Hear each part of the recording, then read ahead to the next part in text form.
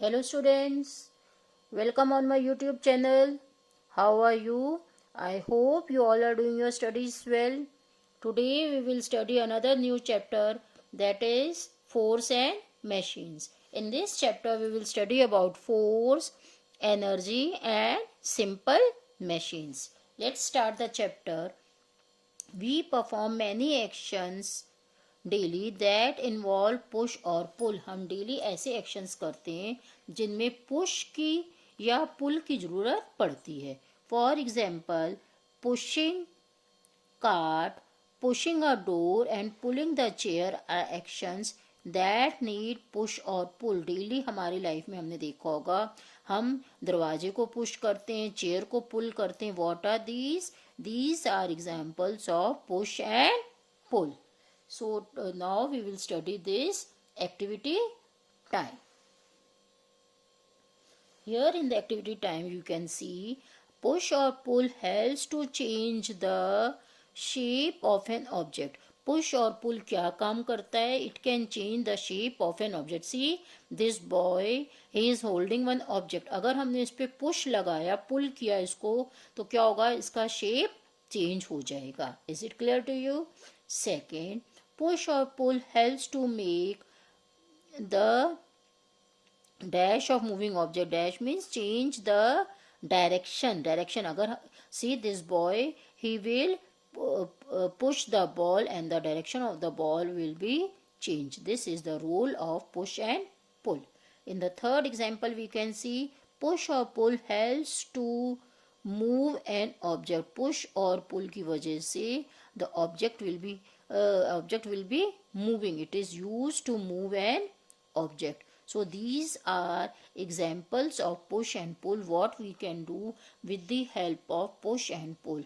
First we can change the shape of an object. Shape of the object change हो जाएगा. Second, the direction of moving object will be changed. And third, with the help of push and pull we can move the object. So in this activity time we have read what work we can do with the help of push and pull. Is it clear to you? Now see students, our first topic is force. A push or pull applied on an object is called force. I have already explained you what is pull and push. Now this pull and push जब हम किसी object पर लगाते हैं तो इसको हम क्या बोलते हैं? Force. A boy pulling a toy car, a boy pushing the pedals of bicycle, and a lady drawing water from the well are examples in which force is applied on object. Now see, these are the examples. When a boy is pushing the pedals of a bicycle, जब बच्चा bicycle के pedal को चला रहा है, या lady पानी निकाल रही है from the well, what are these? These are the examples of the force which is applied on the object. किसके examples हैं ये? उन force के examples हैं जो हम object पर लगा रहे हैं. Now what is force? Force is push or pull. हम किसी चीज पर push कर रहे हैं या pull कर रहे हैं, that is called as your force. Clear? Now students see, our next topic is effects of force. What can a force do? First, a force can move a stationary object. कोई सी भी object जब वो rest पे है हम उसको force लगा के मूव कर सकते हैं. See the boy here, force can move a stationary object. The ball was kept here.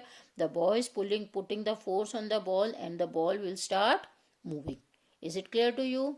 Next, a force can also make a moving object move faster when applied in the direction in which the object is moving. Now see, second one, what is it saying? That what can we do? A force can also make a moving object move faster. Suppose the ball is moving in this direction and if we apply the force, उसके पीछे से ball इधर move कर रही है, हम इसके पीछे फोर्स लगा देंगे तो इसकी क्या हो जाएगी? इसकी speed when the applied move faster, ये क्या करने लग जाएगी? It will move fast. Ball move करने लग जाएगी fast if we applied the force in the same direction. उसी डायरेक्शन में अगर हम फोर्स लगा देंगे, the ball will move faster. Clear? Second, a force can stop a moving vehicle.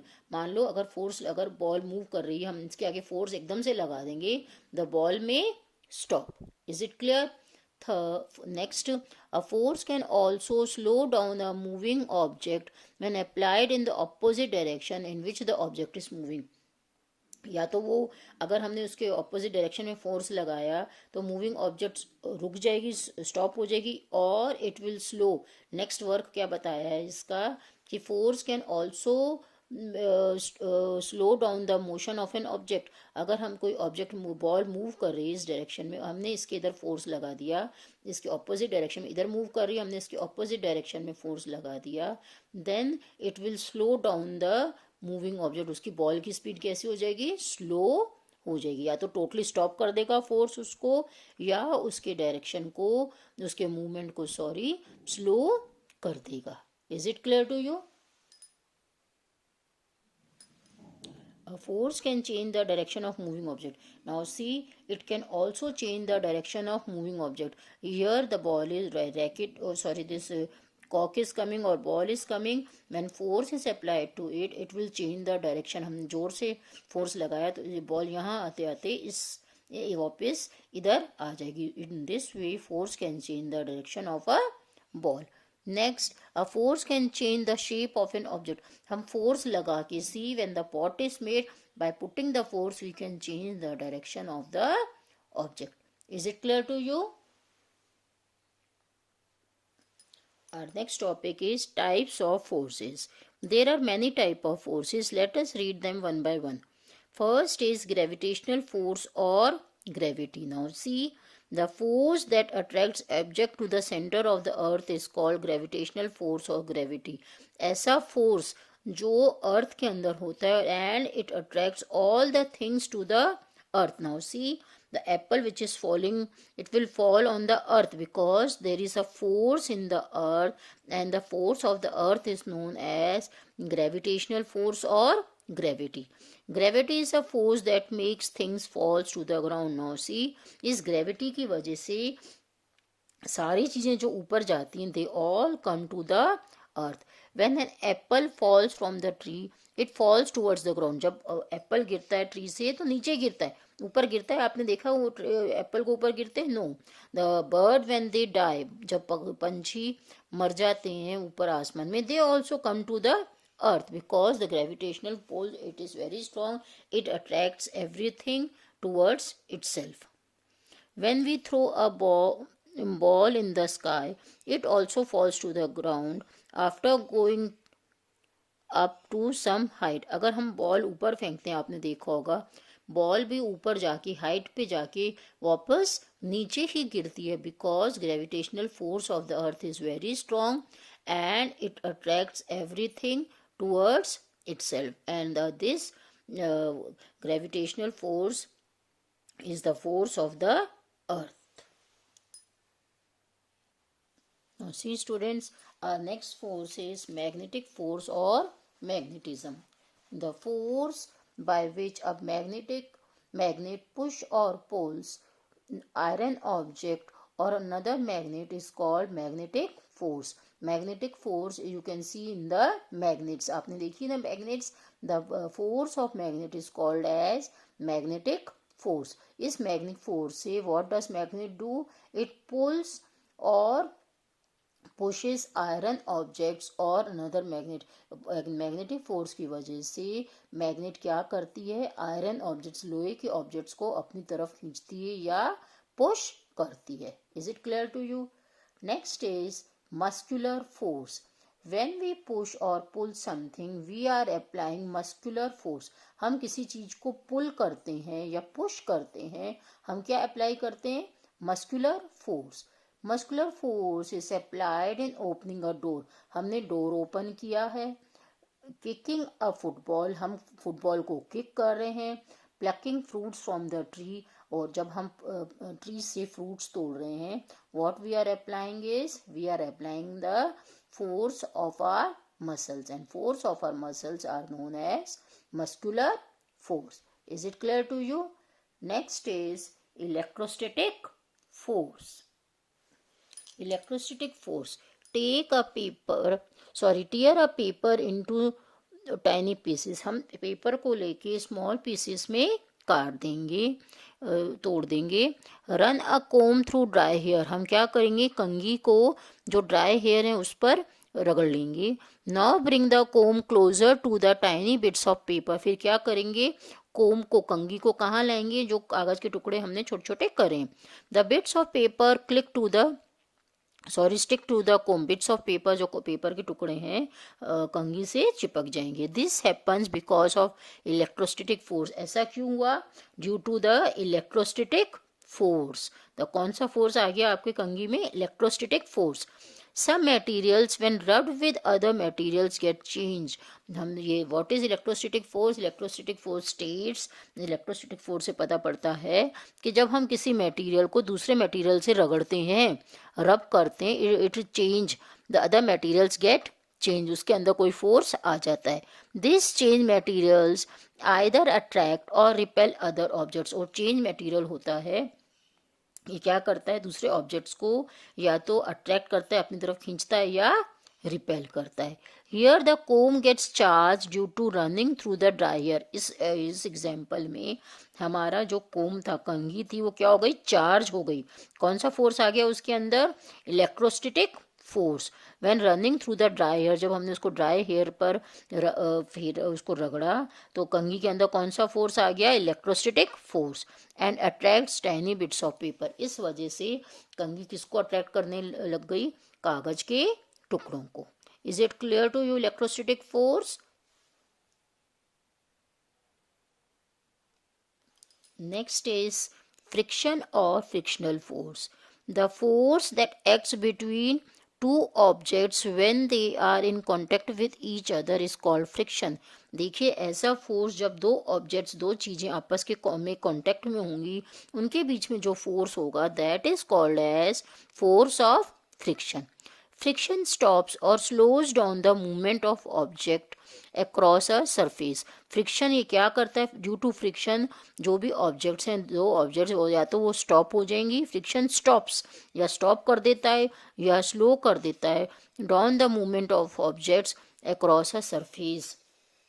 या इधर इट स्टॉप्स या स्लो कर देता है due to the friction the object, either it stops और स्लोज डाउन, उसका मूवमेंट स्लो डाउन हो जाता है.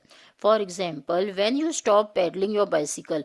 अगर हमने अपनी बाइसिकल को पैडल मारना छोड़ दिया, what will happen, it gradually slows down and stop. वो धीरे धीरे स्लो हो जाएगी और रुक जाएगी. Here the friction is between the your pedal and your foot. Smooth surfaces produces less friction. अगर कोई सरफेस स्मूथ है, चिकनी है, तो उसमें लेस फ्रिक्शन होगा देन द रफ सरफेस. और अगर कोई रफ सरफेस है तो उस पर फ्रिक्शन कैसा होगा, ज़्यादा. Is it clear to you. Next is advantages of friction. Friction के क्या एडवांटेजेस है, what are the uses of friction.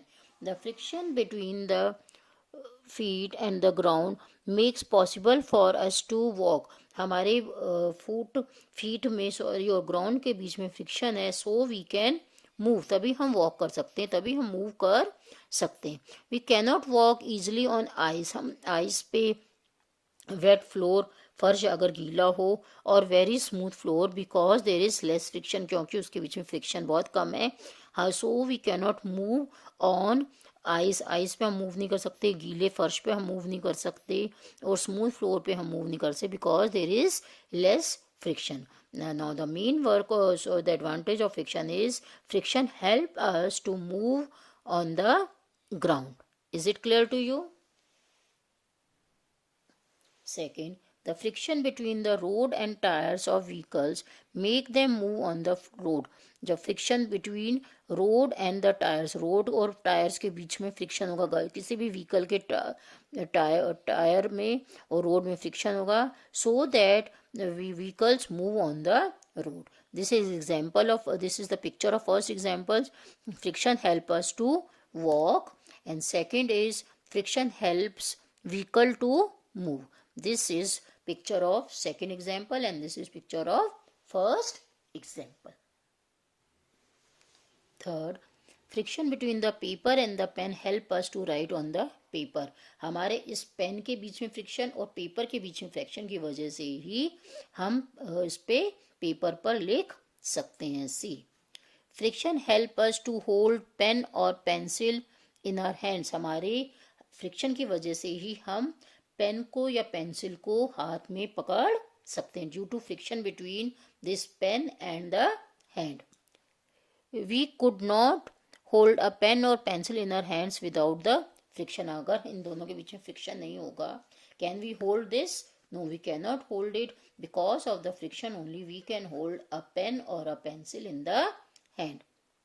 Next, an eraser uses friction to rub off pencil mark. Eraser में भी फ्रिक्शन होगा, uses friction की वजह से ही eraser pencil mark को रब कर सकता है.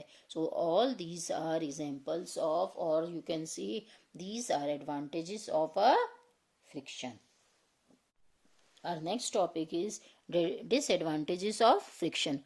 Friction can wear out soles of shoes, tyre of vehicles, pencil erasers, machine parts etcetera. Friction की वजह से देखिए हमारे जो सोल्स ऑफ शूज़ के जो सोल्स हैं वो ख़राब हो जाते हैं, व्हीकल्स के टायर ख़राब हो जाते हैं, पेंसिल इरेजर्स भी रब करना बंद कर देते हैं, मशीन पार्ट्स एक्सेट्रा, मशीन के पार्ट्स भी ख़राब हो जाते हैं. So what we do is to avoid machine parts from getting damage. हम मशीन पार्ट्स को तो डैमेज होने को बचाने के लिए, ड्यू टू फ्रिक्शन की वजह से मशीन के पार्ट्स ख़राब हो जाते हैं, तो मशीन को पार्ट्स को बचाने के लिए हम क्या करते हैं, उसमें हम बार बार उसमें ऑयल डालते रहते हैं.